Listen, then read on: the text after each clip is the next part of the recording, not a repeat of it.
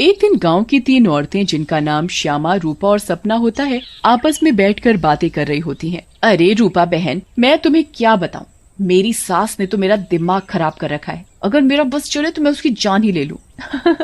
अरे क्या हुआ श्यामा बहन, इतना गुस्से में क्यों हो? शांति मौसी ने क्या कर दिया? हाँ तुम घर में अकेली हो ना, इसीलिए इतने मजे से रहती हो। हमसे पूछो जिनकी सास है, एक तो खाती है इतना, रोटी बना बना कर मेरे तो हाथ ही थक जाते हैं, ऊपर से हर काम में कमियां निकालती हैं। सही कह रही हो श्यामा बहन, मेरी कहानी भी कुछ कुछ तुम्हारी तरह ही है। मैं तो जरा सा अपने मर्द के साथ बैठ क्या जाऊं, पता नहीं कहां से बुढ़िया को खबर मिल जाती है, वहीं आकर सर पर खड़ी हो जाती है।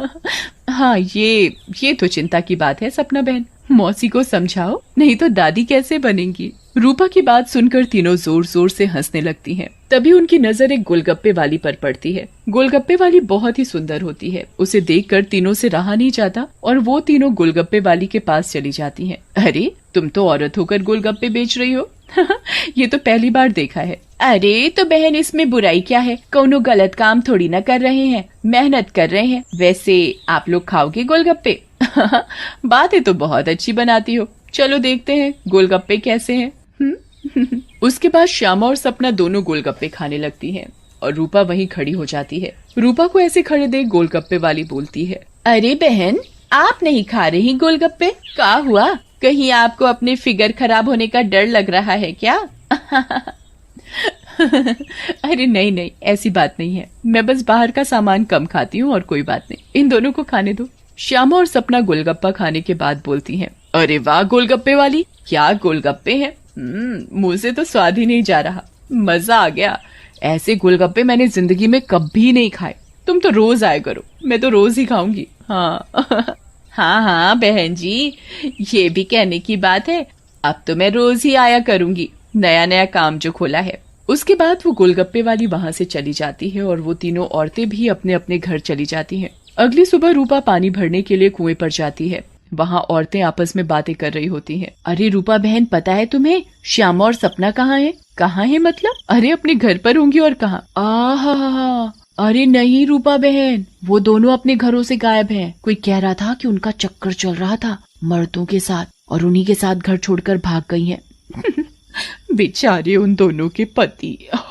रूपा को ये बात सुनकर बहुत गुस्सा आता है और वो बोलती है, तुम्हें शर्म आनी चाहिए, औरत होकर औरतों के बारे में ऐसी बातें करते हो। ऐसा कहकर रूपा वहाँ से चली जाती है। शाम को वही गोलगप्पे वाली गांव में फिर से आती है। चीनू और टीनू नाम के 2 मंचूले उसे देखकर बोलते हैं,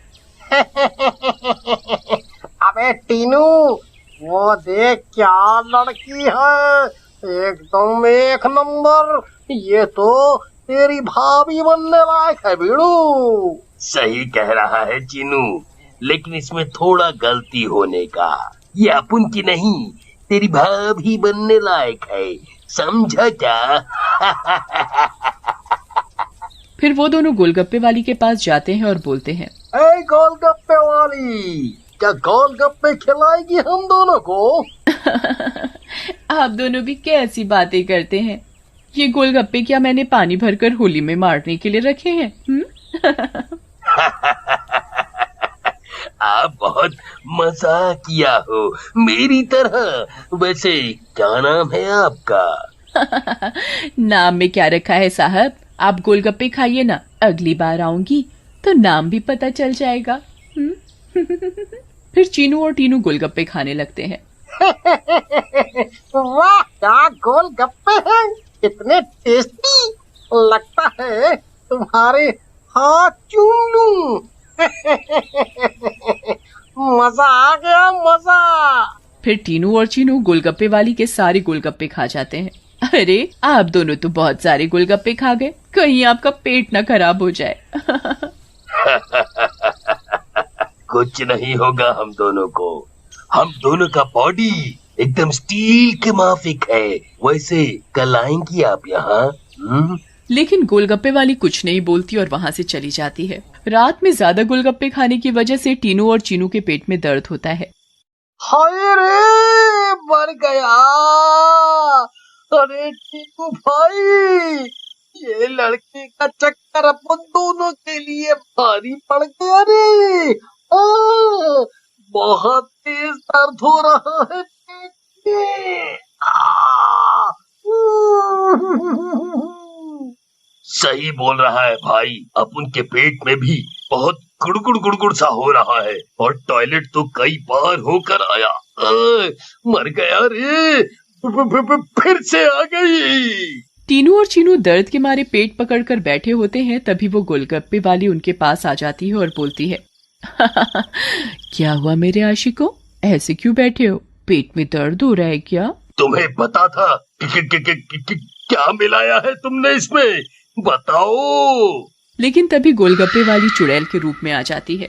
उसे ऐसे देखकर टीनू और चीनू दोनों घबरा जाते हैं और भागने लगते हैं। ये क्या हो गया अपन लोगों के साथ? हम तो परी समझ रहे थे, ये तो चुड़ैल निकली। अब हम क्या करेंगे? भागो रे भागो, अपनी जान बचाकर भागो। अब हम क्या करेंगे?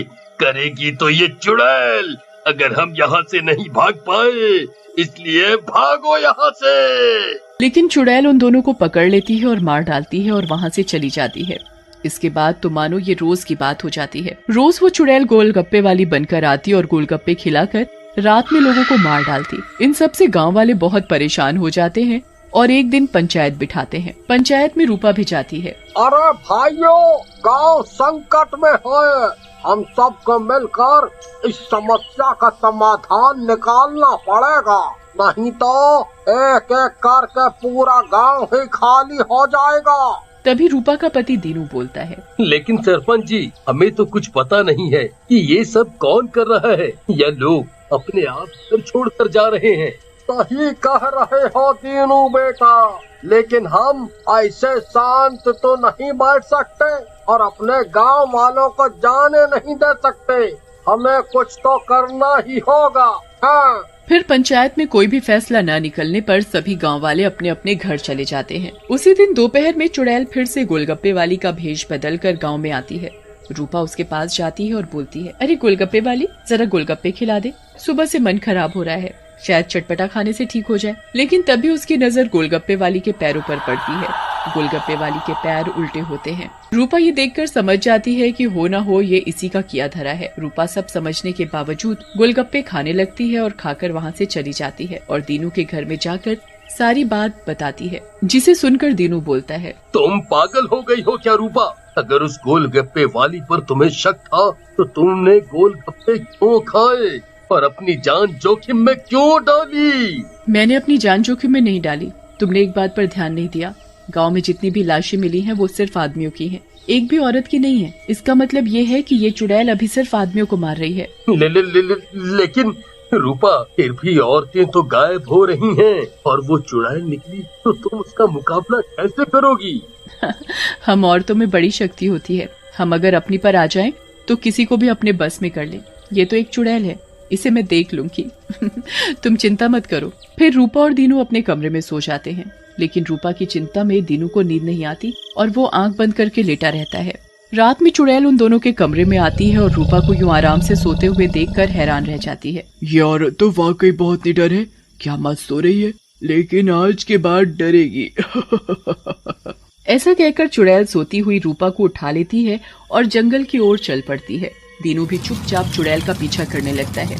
चुड़ैल एक गुफा के सामने पहुंचकर रुक जाती है और गुफा को खोलती है। खुल जा सिमसिम। गुफा का दरवाजा खुल जाता है और चुड़ैल अंदर चली जाती है। दीनू भी चुपके से उनके पीछे पीछे अंदर चला जाता है। अंदर जाकर चुड़ैल रूपा को एक अंधेरे कमरे में ले जाती है और रोशनी करती है। जैसे ही वहाँ रोशनी होती है, गांव की बाकी औरतें भी रूपा को दिखाई देती हैं। श्यामा और सपना भी वहाँ होती है। अरे चुड़ैल, ये सब क्या है? गांव की औरतें, तुम ये क्या कर रही हो? लेकिन चुड़ैल कुछ नहीं बोलती। रूपा बहन, ये चुड़ैल पूर्णिमा के दिन हम सब औरतों की बलि देगी, बचा लो हमें। ये बचाएगी तुम्हें? इसकी जान तो खुद खतरे में है। तभी वहाँ दीनू आ जाता है और बोलता है, रूपा की नहीं चुड़ैल, बल्कि तू खतरे में है। दीनू सब औरतों को जलती मशाल दे देता है। चुड़ैल, तूने हमको और गांव वालों को बहुत परेशान किया है, गोलगप्पों की कसम तुझे छोड़ेंगे नहीं। ऐसा कहकर औरतें चुड़ैल के ऊपर मशाल डाल देती हैं और चुड़ैल जलने लगती है। मुझे जाने दो, छोड़ दो। लेकिन चुड़ैल थोड़ी ही देर में जलकर भस्म हो जाती है।